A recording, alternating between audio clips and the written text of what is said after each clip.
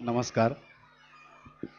खरंच खूप उशीर झालेला आहे. मला माहिती आहे 4चा कार्यक्रम होता आणि मग जवळजवळ पावणे 6 वाजले सुरू व्हायला आणि फार वेळ घेत नाही आहे. आदरणीय रंगमंच, कुंभार दाम्पत्य आणि सर्व बालक पालक मित्रमैत्रिणींनो, अ, भाषण करायची सवय नाही हो आम्हाला, कारण आमच्याकडे ना स्क्रिप्ट लिहून दिलेलं असतं. आम्ही ते पाठ करतो नाटक सिनेमातनं सिरियलमधनं आणि मग ते पाठ करून त्याची रिहर्सल्स करून मग आम्ही तुमच्यासमोर जे काही डायलॉग्स असतात ते बोलत असतो. आत्ता भाषण नाही करत आहे. आत्ता ह्यावेळेस ज्या ज्या ज्या गोष्टी माझ्या लक्षात आल्या त्या त्या गोष्टींवर फक्त थोडंसं बोलणार आहे. तुमचा फार वेळ नाही घेणार आहे. इकडे मगादरनं मी आल्यापासून बघत होतो, इकडे खूप खच्च मुलं भरलेली होती आणि त्यांना काही पडलेली नव्हती. समोर काय चाललंय, कोण येऊन बसलंय, हे कशासाठी आलेत. इकडे आपले पालक आपल्याला घेऊन आलेत बसायचं. इकडे कोणतरी मध्येच कोणतरी मुलगा त्याच्या पायाला काहीतरी लागलं म्हणून तो अंगठात चोखत होता. मग इकडे मुलगा इकडे एक बाजूला आला, तो एका मुलाला मारत होता. मग तो त्यांच्यात काय काय चाललं होतं. खरं हे ना मी बघत असताना माझ्या एक लक्षात येतं. माझ्याकडे 1.25 वर्षाचं बाळ आहे माझं. मी जेव्हा जेव्हा घरी असतो आणि जेव्हा माझी बायको एकटी घरी असते तेव्हा मी बाहेर असतो, तेव्हा मला सतत फोन असतात. अरे यार पॅड्या, या हिने बघ ना असं केलं, शीच केली, शूज केली, मग इकडेच पडली, मग इकडे हेच करते, बघ ना मला जेवायला पण देत नाही आहे, मला काय आणखीन खिमटी करायला पण देत नाही आहे. मी एक तेव्हा माझ्या एक लक्षात आलं की 2 माणसं एका मुलाला सांभाळताना इतकी नाकी नवेतात. म्हणजे आपल्या सगळ्या पालकांना लक्षात येत असेल, एका मुलाला किंवा 2 मुलांना आपल्याला घरी सांभाळताना एवढं म्हणजे काय काय कुठल्या कुठल्या दिव्यातनं जावं लागतं. ह्या सगळ्या खरंच शिक्षक मंडळींचं एकदा खरंच जोरदार टाळ्या वाजवून अभिनंदन करूयात. म्हणजे एका लिमिट नंतर आपले पण पेशन्स सुटतात हो. आपण नंतर हो बाळा, हो सन्या नको असं करू, सोन्या नको करू, सोन्या नको करू, असं असं नको करू, असं एका मोमेंटला होतं की नाही मला सांगा, घरी आपण मुलांना समजवत असताना. तर म्हणजे ह्या ह्या सगळ्या शिक्षकांना हे सगळं सतत त्यांच्याशी गोडगोड गोडगोड बोलत राहायचं खरंच खाऊची गोष्ट नाही. म्हणजे एक पोतं जरी त्यांना साखरेचं दिलं खाऊ रोज, तरी पण ते शक्य होणार नाही. तरी पण बिचारे हे सगळं हे काम करत असतात. आणखीन दुसरी एक गोष्ट मला इथं नमूद करावीशी वाटते. आपण घरात सगळे पालक मंडळी सगळे मुलांवर जे काय संस्कार टाकत असतो, संस्कार शिकवत असतो, चांगल्या वाईट गोष्टी शिकवत असतो. त्याच्यानंतर जर मुलांवर संस्कार कोण करत असेल तर प्रायमाची शिक्षक मंडळी आहेत आणि खरंच या सगळ्यांसाठी एकदा जोरदार टाळ्या वाजून जाऊ द्यात. आणि कसे योग असतात बघा. कुंभार दाम्पत्य प्रायमाची ही संस्था आहे, बालवाडी आहे किंवा जे काय टायपिंग इन्स्टिट्यूट आहे, कम्प्युटर क्लासेस आहेत, चालवतात. नावाप्रमाणे ना त्यांनी कार्य हातात घेतलेलं आहे की म्हणजे कुंभाराचं काम काय असतं की ओली माती घ्यायची, ते चाकावर घ्यायची आणि त्याला आकार द्यायची आणि वेगवेगळी भांडी करायची. ह्या कुंभार दाम्पत्यांनी, मला माहीत नाही त्या व्यवसायाने काय आहेत, जातीने कोण आहेत, काय आहेत, पण त्यांच्या आडनावाला अनुसरून त्यांनी बरोबर लहान मुलं जी आहेत, ही कच्चा मातीचा गोळा आहे, तो त्यांनी बरोबर का बरं त्यांना हाच व्यवसाय करावा असं वाटला किंवा किंवा का त्यांना बालवाडी सुरू करावीची वाटली, याच्या मागचा कधी कोणी विचार केला आहे का? तर ह्यांनी जो काही विचार केला असेल किंवा ह्या मुलांना घडवून आणखीन काहीतरी पुढे आणखीन काहीतरी मंगळवेढ्यातनं, जसे आता ढमढेरे सर म्हणाले की सुंदर मुलं आणि सुंदर ज्या काही गोष्टी आहेत ती त्यांनी बाहेर बघण्यापेक्षा पहिली मंगळवेढ्यातली जी छान छान सुंदर सुंदर गोड गोड मुलं आहेत ती त्यांनी हेरून काढलेली आहेत. हे जाऊन सोलापुरात पण करू शकले असते, आणखीन कुठे पण जाऊन करू शकले असते, पण मंगळवेढ्यातल्याच मुलांसाठी त्यांनी हे एक छान इन्स्टिट्यूट तयार केलेली आहे. आणि खरंच म्हणजे जी मुलं घडवत आहे, कुंभार सर तुमचं खूप खूप अभिनंदन आणि तुमच्या पुढच्या कार्यासाठी तुम्हाला खूप शुभेच्छा. मी आता खूप बोललो, मला माहिती आहे भाषण मला देता येत नाही. ज्या ज्या गोष्टी मला आता इथे दिसल्या त्या आता मी तुम्हाला सांगितल्या. भाषण वगैरे देता येत नाही, तर मला माहिती आहे तुम्ही पण आता म्हणत असाल हो बरं ठीक आहे आता 2-3 जोक सांगा मला, असं मला माहिती आहे वाटत असणार तुमच्या मनात. तर जोक बीक पण येत नाहीत मला, पण काय असतं आम्ही नट मंडळी आहे ना, सतत ना निरीक्षण करत असतो. मी आल्यापासून जसं मी या मुलांना बघत होतो, ढमढेरी सरांशी बोलत होतो, आणखीन काही आमच्या मित्रमंडळींशी बोलत होतो, इकडे काही छोटे छोटे विद्यार्थी मला म्हणजे असेच मध्ये असं इकडनं खुणावत होते का. ह्या छोट्या छोट्या गोष्टी आहे ना, आम्ही ह्या गोष्टींचं आम्ही निरीक्षण करत असतो आणि जेव्हा आम्हाला तशी संधी येते, कुठला तसा रोल येतो किंवा तसलं कॅरेक्टर येतं, तेव्हा आम्ही ते आमच्यामध्ये आणत असतो आणि तो तुमच्यासमोर प्रेझेंट करत असतो. सो आम्ही ना सतत ह्या गोष्टी ऑब्झर्व करत असतो. ह्या ऑब्झर्वेशनच्या, या निरीक्षणाच्या आम्ही म्हणजे ह्या मुलांचा कसा अभ्यास असतो तसा हा आमचा अभ्यास असतो की प्रत्येक माणसाला आम्ही सतत प्रवासातनं किंवा आणखीन कुठे जात असतो, शूटिंगला, आणखीन कुठे भेटत असतात मंडळी, आम्ही सगळ्या मंडळींचं निरीक्षण करत असतो. या निरीक्षणाचे 2-3 किस्से सांगतो आणि आपली रजा घेतो, फार वेळ नाही घेणार. मगाशी डमडेरे सरांनी सांगितलं की एखादा आंधळ्याचं कसं बरं ॲक्सिडेंट होतं आणि खरंच करेक्ट आहे. देवाने एखादी गोष्ट एखाद्याला जेव्हा उणी दिलेली असते तेव्हा एक जमेची बाजू दिलेली असते. तेव्हा एक तोत्रा मुलगा होता, आपण ते असं म्हणतात काय पॅडी कसा आहे सॉलिड बोलतो तू. तर नॉर्मली अशी जी मुलं बोलतात तोतरी थोडीशी अडकत अडकत बोलतात, हकला ते आपण म्हणतो, या मुलांचं आपण खूप हसं करतो, आपण बऱ्याचदा या मुलांना हसतो. पण ही अशी जी काही देवाने थोडीशी उणी बाजू दिलेली असते, देवाने त्यांना एक जमेची बाजू नक्की दिली असते. त्याच्या हुशारीचा किस्सा आहे हा, तुम्हाला सांगतो. तर तो तोत्रा मुलगा मला नेहमी भेटायचा.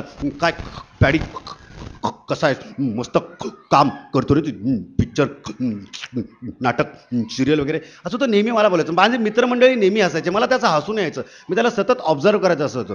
एक दिवस मला कळलं की त्याने एका दुकानात एक काय विचित्रच प्रकार केला. आमच्या शेजारच्या स्टेशनरीच्या दुकानात गेला आणि त्या काकांना म्हणाला की काका काका तुमच्या दुकानात त्या भगवद्गीता आहेत ना, भगवद्गीता त्या मला द्या.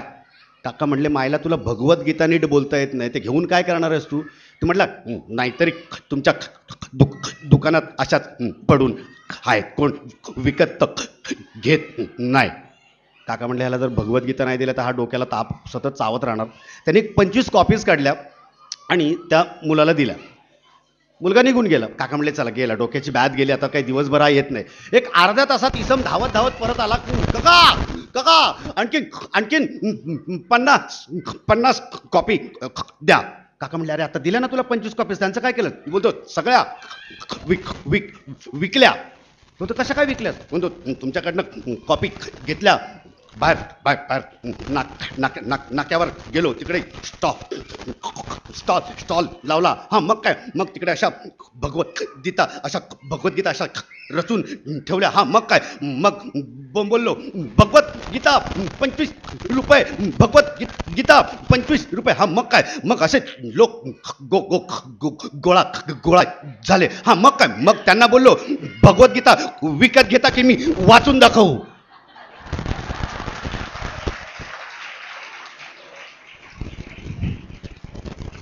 लोक म्हणले हा वाचायला आता सुरुवात करणार, कधी याचा पहिला अध्याय संपणार, कधी दुसरा संपणार आणि कधी आम्ही घरी जाणार. लोकांनी पटापट भगवद्गीता विकत घेतला.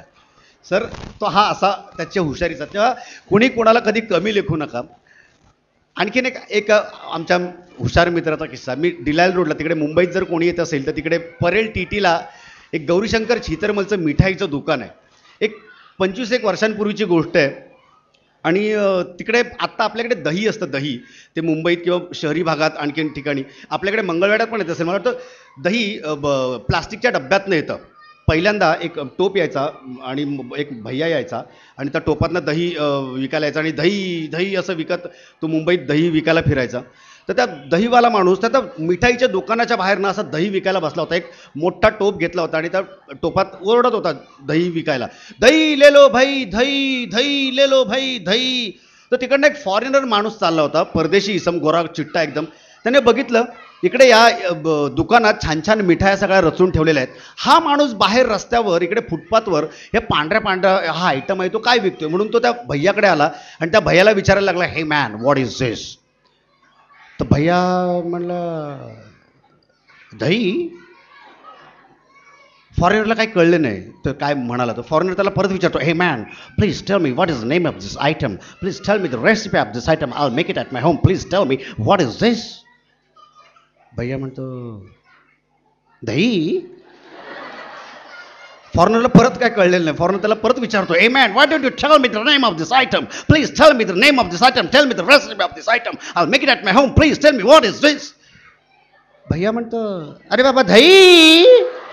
तो बराच वेळ चाललाय. फॉरेनर विचारतो व्हॉट इज दिस. भैया म्हणतोय दही, व्हॉट इज दिस. दही चाललंय कळे ना. भैया म्हटलं मी काय जे काय सांगतोय त्याला कळत नाही, माझी भाषा कळत नाही, त्याला त्याच्या भाषेत सांगायला लागेल. म्हणून भैया इंग्लिशमध्ये बोलायला लागला. भैया म्हटला त्याला लिसन. म्हटला milk sleeping in the night, milk sleeping in the night, in the morning become tight, that is दही म्हणे.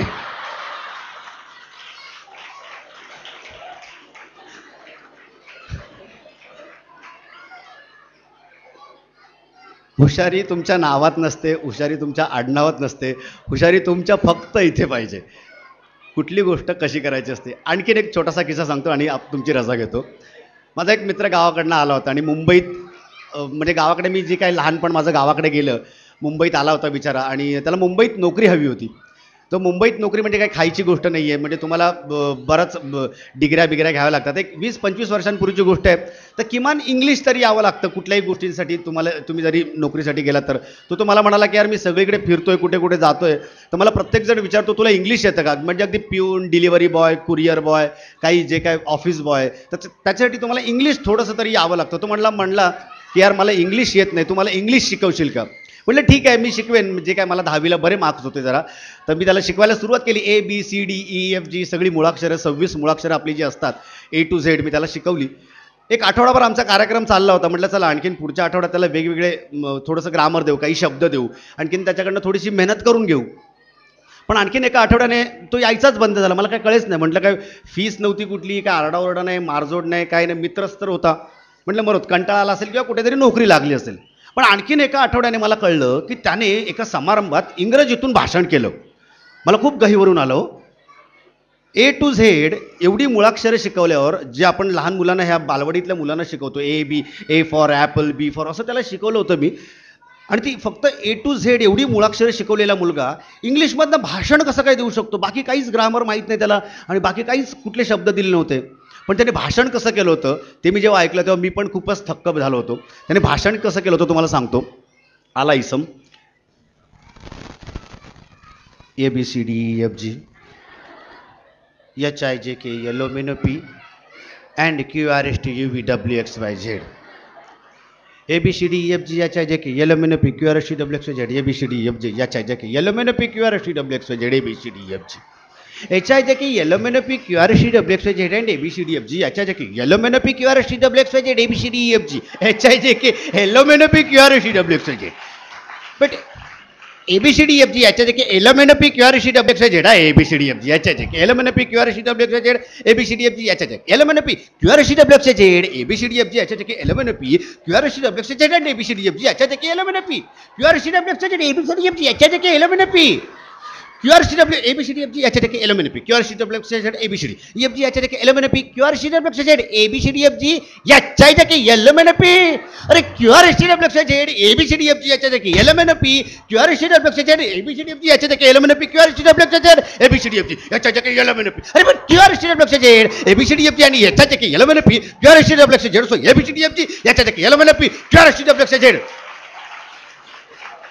ABCDFG HIJK LMNOP QRSTWXYZ ABCDFG HIJK LMNOP QRSTWXYZ ABCDFG HIJK LMNOP QRSTWXYZ but ABCDFG HIJK LMNOP QRSTWXYZ so ABCDFG HIJK LMNOP ABCDEFG HIJK LMNOP and QRSTWXYZ so ABCDFG HIJK LMNOP QRSTWXYZ and ABCDFG HIJK LMNOP and QRSTWXYZ ABCDFG HIJK LMNOP QRSTWXYZ.